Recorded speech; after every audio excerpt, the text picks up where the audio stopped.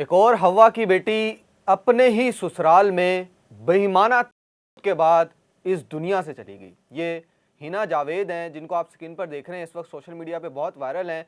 रावलपिंडी से इनका ताल्लुक था और इनकी नवंबर 2025 में शादी हुई थी और आज ये इस दुनिया में मौजूद नहीं है। लेकिन इनको जिस तरीके से किया गया, यकीन करें इनके भाई ने वो मनाजिर देख लिए हैं। ये बताते हैं कि मुझे सुबह कॉल मौसूल हुई मेरे बहनोई की जानिब से, और जब मैं घर गया तो वॉशरूम में मेरी बहन को बाकायदा हाथ जो है वो उसके बांधे हुए थे, उसके मुंह में कपड़ा था और उसके गले में तार बांधी हुई थी और उसको शावर से बांधा था, उसके मुंह में था, ज़मीन पे था।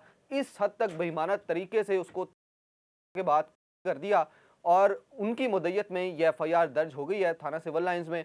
और ये बताया जा रहा है कि जो इनके शौहर थे हिना जावेद के, वो पहले से भी शादीशुदा थे और उनकी पहली बीवी ने भी उनसे खुला इसीलिए ली थी कि वो करता था।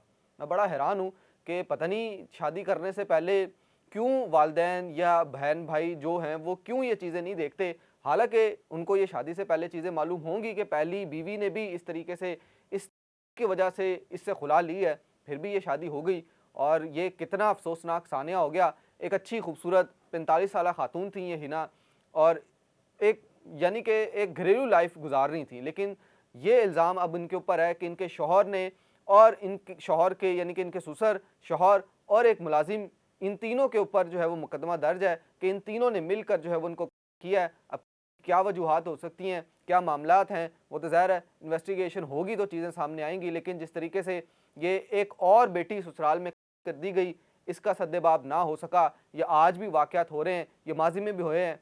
खुदा न खास्ता मुस्तकबिल में इस तरह के वाक़यात ना हो, इसकी रोकथाम कर ली जाए, इस पे कोई कानून साजी कर ली जाए तो बेहतर है। बाकी आप लोग इस हवाले से अपनी क्या राय रखते हैं, कमेंट्स में लाज़िम बताइएगा।